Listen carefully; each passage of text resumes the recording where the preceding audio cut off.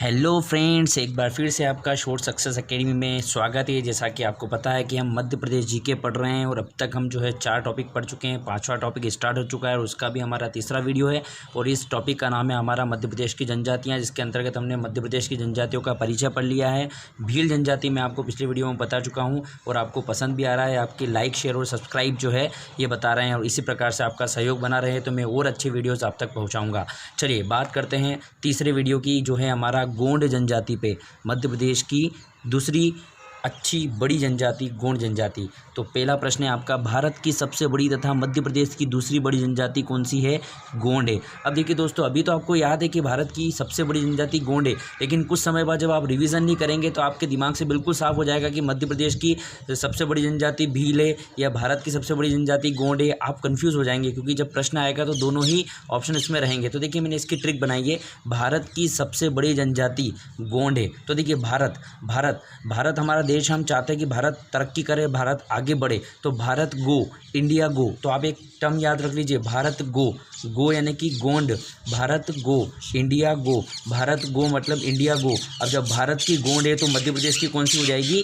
भील हो जाएगी। समझ में आ रहा है कि नहीं? यदि समझ में आ रहा है तो प्लीज़ लाइक, शेयर और सब्सक्राइब करते जाना, बार बार बोलने की मुझे आवश्यकता ना पड़े। भारत की सबसे बड़ी जनजाति तो भारत गो, गोंड। आगे बात करते हैं। अच्छा, मध्य प्रदेश की कौन सी थी? भील थी। गोंड शब्द की उत्पत्ति किससे हुई है? तो देखिए गोंड कोंड, ग को रिप्लेस कर दो क से, तो गोंड शब्द की उत्पत्ति कोंड शब्द से हुई है। कोंड किस भाषा का शब्द है? तेलुगु भाषा का, जिसका अर्थ है पहाड़ या पर्वत। अब जल्दी से मुझे कमेंट करके बताना कि भील शब्द की उत्पत्ति किस शब्द से हुई है, किस भाषा के शब्द से हुई है, उसका अर्थ क्या है, क्योंकि मैं आपको पिछले वीडियो में बता चुका हूँ। ठीक है, कमेंट करके बताइए।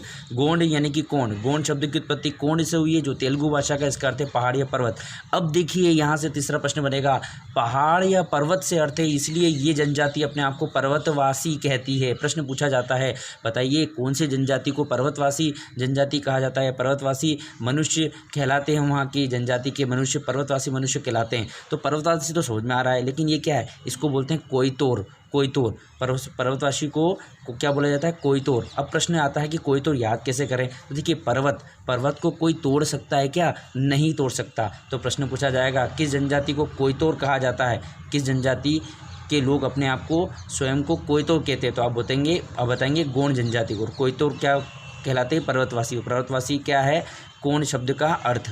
और कोंड किस भाषा से लिया गया है? तेलुगु भाषा से। ठीक है, चलिए आगे बात करते हैं विवाह की। आपको मैंने भील के विवाह बताए थे। भील जनजाति में 4 विवाह होते थे। परीक्षा विवाह होता था, अपहरण विवाह होता था, विधवा विवाह होता है और वधूमूल्य। इसी प्रकार से जो गोंड जनजाति है उसमें 5 विवाह होते हैं। अब इसको एक स्टोरी से मैं आपको याद करवाऊंगा कैसे। देखिए फॉर एग्जाम्पल, आप दूध लेने गए और दूध वाले ने, डेयरी वाले ने ख़राब दे दिया, तो घर वाले क्या कहेंगे? इसको लौटा के, 2-3 किलो दूध तू ख़राब लेके आ गया। अपन ने यहाँ तो ख़राब नहीं हुआ, वहीं से ख़राब लेके आया होगा, बासी दूध दे दिया उसने, है ना, पुराना दूध दे दिया। तो क्या करेंगे? दूध लौटावा। क्या उद्देश्य? दूध लौटाने के लिए जाना है। तो जाना है तो सबसे पहले क्या करेंगे? घर से पलायन करेंगे। देखिए बहुत अच्छी ट्रिक बताइए मैंने, बिल्कुल देशी ट्रिक।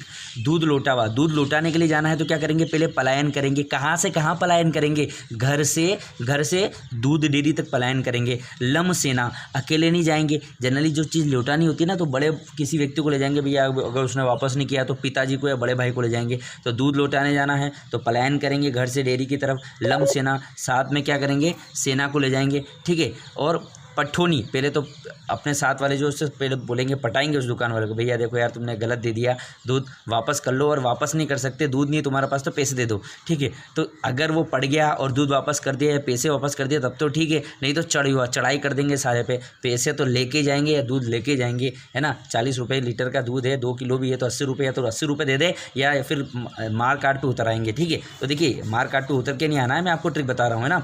तो गोंड जनजाति में 5 विवाह होते हैं प्रमुख। दूध लौटाने जाना है, पलायन करेंगे डेयरी की तरफ, साथ में बड़े वाले व्यक्ति को ले जाएंगे, सेना ले जाएंगे, पहले पटाएंगे उसको, पठोनी पटाएंगे, मान गया तो ठीक, नहीं तो चढ़ाई कर देंगे। चलिए मुझे विश्वास है कि आपको समझ में आया होगा। उपजाति भील में मैंने आपको बताई थी, कौन कौन सी बताई थी? जल्दी से बताइए भील जनजाति की, कमेंट करके बताइएगा कौन सी मैंने जो आपको जनजाति ये बताई थी भील जनजाति की उपजातियाँ। यहाँ बात करते हैं, इसकी ज़्यादा पूछी जाती है और इसकी केवल नाम नहीं पूछा जाता कि मंदिरों में पूजा पाठ करने वालों को क्या कहा जाता है, तांत्रिक क्रिया करने वाले को क्या कहा जाता है, नाचने वाले को क्या कहा जाता है। ठीक है, तो देखिए उपजातियाँ पहली है प्रधान।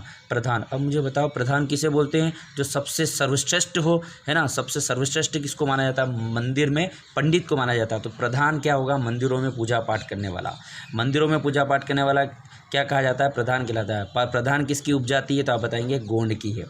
ठीक है, ओझा देखो ओझा में ही इसका अर्थ छुपा है। ओझा मतलब झाड़ फूक। ओझा झा पे खत्म हुआ और झा से झा को पकड़ लो, छोड़ो मत, झाड़ फूक।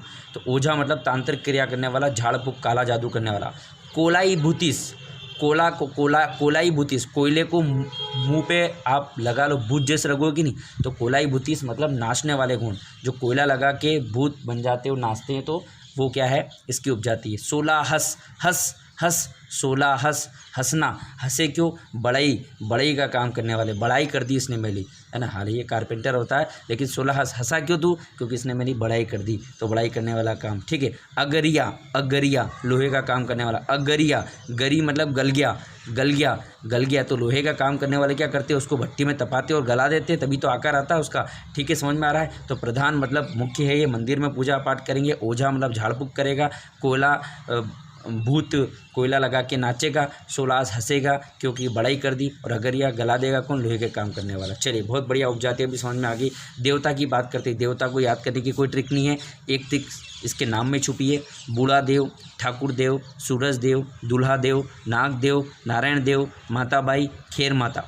आप शुरू के 6 देखिए, सबके अंदर क्या आ रहा है, देव, तो देव आ रहा है तो गोंड। और 2 में क्या आ रही, माता बाई, खेर माता, खेर मनाओ माता बाई। ठीक है, तो दोनों में माता आ रहा है, तो माता बार बार पढ़ेंगे तो याद हो जाएगा। और 6 में सब में देव आ रहा है, तो ये भी आपको याद हो गया। अब बात करते हैं नृत्य की। नृत्य की क्या ट्रिक है, देखिए, सजनी से ला सुआ, सजनी से ला सुआ बोलते हैं ना, जो बोरी वगैरह जो होते हैं उनको सीने के लिए अपन सुआ, जो बड़ा होता है, सू जैसा बड़ा सुआ होता है, इसमें सुतली पहनाते अपन। तो सजनी से ला सुआ, सजनी से सुआ ला, क्योंकि अपन को बोरी सीना है। और सजनी तो सजनी है, वो तो दीवानी है, वो तो प्यार में डूबी पड़ी है, वो तो ये काम करेगी नहीं। तो आपको बोला कि ये सजनी जो बैठी हुई है ना सज धज के, उससे ला क्या, सुआ ला, क्यों, वो तो दीवानी, वो काम करेगी नहीं, है ना। दिन भर मोबाइल चलाएगी, काम नहीं करेगी, मुझे करना पड़ेगा।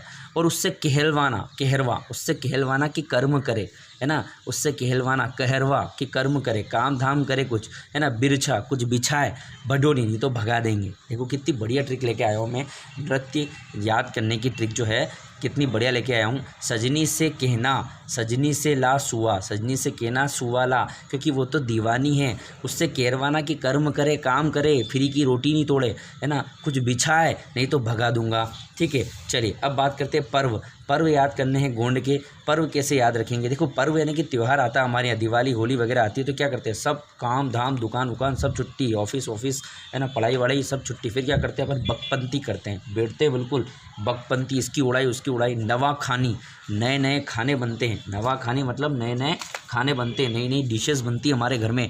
छेड़ता, एक दूसरे को छेड़ते हैं, है ना, एक दूसरे की उड़ाते हैं, अपन बोलते हैं। कोई गेस्ट भी आते हैं हमारे, मौसी वोसी, है ना, मामा वामा आते हैं, उनके हम जाते हैं, तो बकपंती करते हैं पर्वों में। नया खाना बनता है, छेड़ते हैं। हर व्यक्ति दिल, हर दिली कर्मा। देखो कर्मा यहाँ क्या था, कर्मा नृत्य भी था और कर्मा पर्व भी है। जैसे वहाँ भगोरिया सब में आ रहा था, इसी प्रकार यहाँ कर्मा सब में आ रहा है, तो याद करना आसान है ना। हर व्यक्ति दिल से कर्म करता है। किससे बोलेंगे बेटा ये बना दे, सूजी का हलवा बना दे, है ना, गुजिया बना दे, तो हर व्यक्ति खुश, आड़े दिन काम नहीं करेगा उस दिन, और हाँ यार बढ़िया सेल्फी लेंगे, ग्रुप में डालेंगे, ये काम होता है। मेघनाथ, और अच्छा खाना रहेगा तो अगर अच्छा मौसम रहा तो भैया बादल भी आ जाएंगे। वैसे अभी बारिश नहीं हो रही है, लेकिन ऐसे त्योहारों में अगर बारिश भी हो जाए तो और बढ़िया होता है ना। मठुई और बिदिरी, ये दोनों थोड़े याद रखिए, इनकी मुझे ट्रिक नहीं बनी। और अगर आप अपनी मेहनत से ट्रिक बना के अगर इन दोनों की भी मुझे कमेंट करेंगे तो अच्छा लगेगा, है ना। थोड़ा आपका भी कोऑपरेशन चाहिए। तो ठीक है, बकपंती करते हैं, नया खाना बनाते हैं, एक दूसरे को छेड़ते हैं, हर व्यक्ति दिल से कर्म करता है, और उस सब कुछ सही रहा तो क्या आ जाता है, बादल भी आ जाते हैं। चलिए आगे बात करते हैं, निवास के आधार पर गोंड कितने प्रकार के होते हैं। देखो 2 प्रकार के गोंड होते हैं, एक तो राजगोंड होते हैं और एक धूर गोंड होते हैं। इनका भी ट्रिक बताने की आवश्यकता नहीं, क्यों, राजगोंड भूस्वामी मतलब जमीन के स्वामी, जिनके पास जमीन हो तो राज कर रहे हैं। और धूर गोंड बेचारे धूला खा रहे हैं, क्योंकि साधारण गोंड किराए से रहे हैं। धूर गोंड चलिए आगे बात करते हैं कहाँ कहाँ पाई जाती है। 2-3 पॉइंट और बचे हैं। कहाँ कहाँ पाई जाती है तो बालाघाट, मंडला, होशंगाबाद, छिंदवाड़ा, बैतूल, सागर, शहडोल। इतना याद करने की आवश्यकता नहीं है, आपको केवल ये याद रखना है कि सर्वाधिक ये जनजाति कहाँ पाई जाती है, सर्वाधिक पाई जाती है छिंदवाड़ा में, ठीक है। और व्यवसाय क्या है तो ये भी कृषि करते हैं। कैसी कृषि, दिप्पा या पेंडा कृषि, ये याद रखना है। दिप्पा गोंड जो है, गोंड पेंड दिप्पा या पेंडा कृषि करते हैं। इसका मतलब होता है स्थानांतरित कृषि, कुछ समय के बाद स्थान को चेंज करके दूसरे स्थान पर चले जाते हैं। अच्छा एक चीज़ और आपको याद रखना है, भाभी देवर विवाह प्रचलित है। प्रश्न पूछा जाता है कि किस जनजाति में भाभी देवर विवाह प्रचलित है। बड़े भाई की मृत्यु हो जाती है तो फिर छोटा भाई अपनी भाभी से शादी कर लेता है। और एक चीज़ और मैंने आपको बताई थी, मैं भूल गया बताना, उसका यहाँ बता देता हूँ मैं आपको। दूध लौटावा प्रथा जो होती है जिसमें विवाह था, तो प्रश्न पूछा जाता है कि उस प्रथा को क्या कहते हैं जिसमें ममेरे या फुफेरे भाई बहनों से विवाह किया जाता है। तो दूध लौटावा या दूध लौटावा प्रथा किस जनजाति में प्रचलित है, तो आप बताएंगे गोंड में, ठीक है। तो दोस्तों मैंने बहुत अच्छी कोशिश की है कि ये चीज़ें आपको ट्रिक के माध्यम से याद हो जाए। बार बार पढ़िए और पढ़ने के बाद अगर मेहनत अगर साथ लगे तो लाइक शेयर और सब्सक्राइब जरूर कर देना। धन्यवाद। जय हिंद, जय भारत।